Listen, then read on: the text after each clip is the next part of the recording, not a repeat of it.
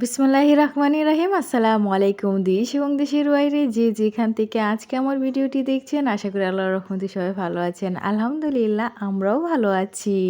আজ আমি খুবই মজাদার একটি চিংড়ি মাছের ভর্তার রেসিপি নিয়ে আপনাদের মাঝে হাজির হয়ে গিয়েছি, যা গরম ভাতের সঙ্গে একদম জমে যায়। তো এখানে আমি চিংড়ি মাছের ভর্তাটা করার জন্য নিয়ে নিয়েছি পেঁয়াজ কুচি, আদা কুচি এবং নিয়ে নিয়েছি একটি শুকনো মরিচ এবং একটি কাঁচা মরিচ, আর নিয়ে নিয়েছি ছোটো চিংড়ি মাছটা। তো এগুলি দিয়ে আজকে আমি ভর্তাটা তৈরি করব। এখন আমি কিচেনে চলে যাব ভর্তাটা তৈরি করার জন্যে।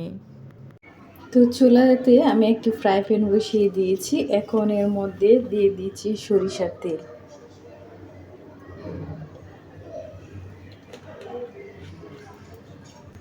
তো দিয়ে দিচ্ছি শুকনো মরিচ। তো শুকনো মরিচটা আগে ভেজে নেব এবং দিয়ে দিয়েছি একটি কাঁচামরিচ। কাঁচামরিচ এবং শুকনো মরিচটা ভেজে তারপর আমি বাকিগুলি ভাজবো।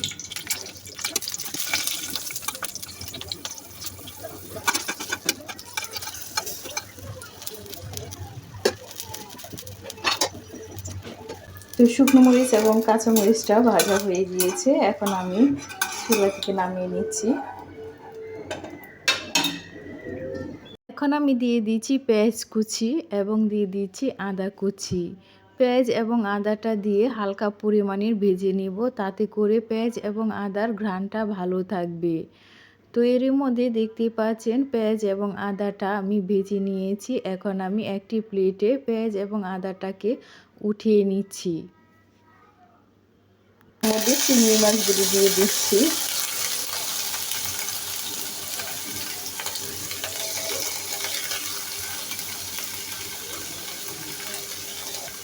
তো চিংড়ি মাছগুলি দিয়ে এখন এর মধ্যে পরিমাণ মতো লবণ দিয়ে দিচ্ছি,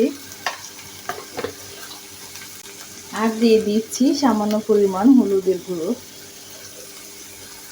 এতে করে চিংড়ি মাছটা ভালো একটি কালার আসবে তার জন্য। তো এখন সবগুলি উপকরণ নেড়ে ছেড়ে ভেজে নেব।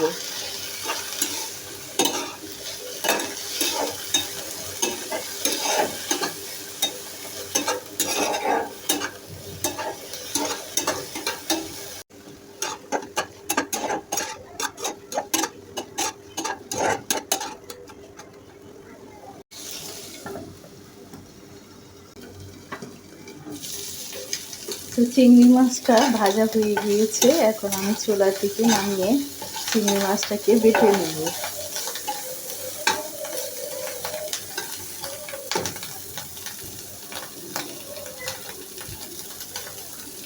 আর হলুদটা দেওয়াতে দেখতেই পাচ্ছেন মাশাআল্লাহ অনেক সুন্দর একটা কালার এসেছে।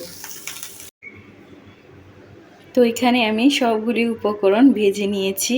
তো এখন আমি সবগুলি উপকরণ বেটে নেব পাটা শিল দিয়ে। তো এখন আমি প্রথমে চিংড়ি মাছগুলি বেটে নেব।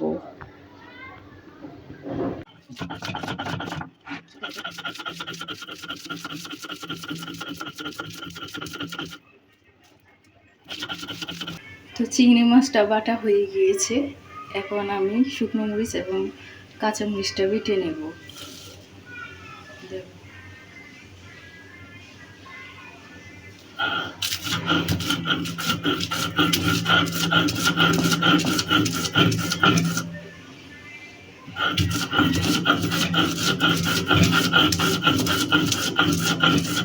তো শুকনো মরিচ এবং কাঁচা মরিচটা বেটে নিয়েছি। এখন পেঁয়াজ এবং আদা কুচিটাকে বেটে নেব।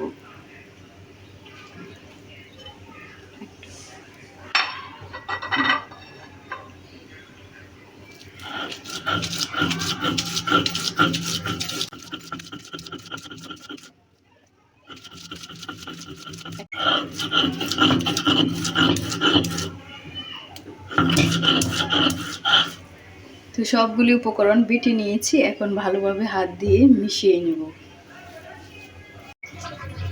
এখন এর মধ্যে সরিষার তেল দিয়ে দিচ্ছি।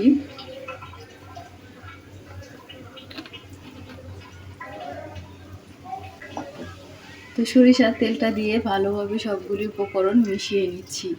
আর এর মধ্যে আগে থেকে আমি লবণ অ্যাড করে দিয়েছিলাম, তো তার জন্য এখন আর লবণ দিই। তো তাতে করে বেশি লবণ হয়ে যাবে, তো তার জন্য। তো এই মজার ভর্তাটা আপনারা ইচ্ছে করলে সকালের নাস্তা হিসেবে গরম ভাতের সাথে খেতে পারেন, খেতে খুবই মজা হয়।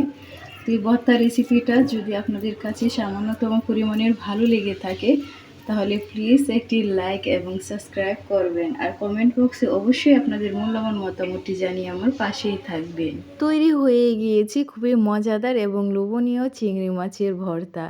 তো আজ ভিডিওটি এখানেই শেষ করছি। সবাই ভালো থাকবেন, সুস্থ থাকবেন এবং আমাদের জন্যও দোয়া করবেন।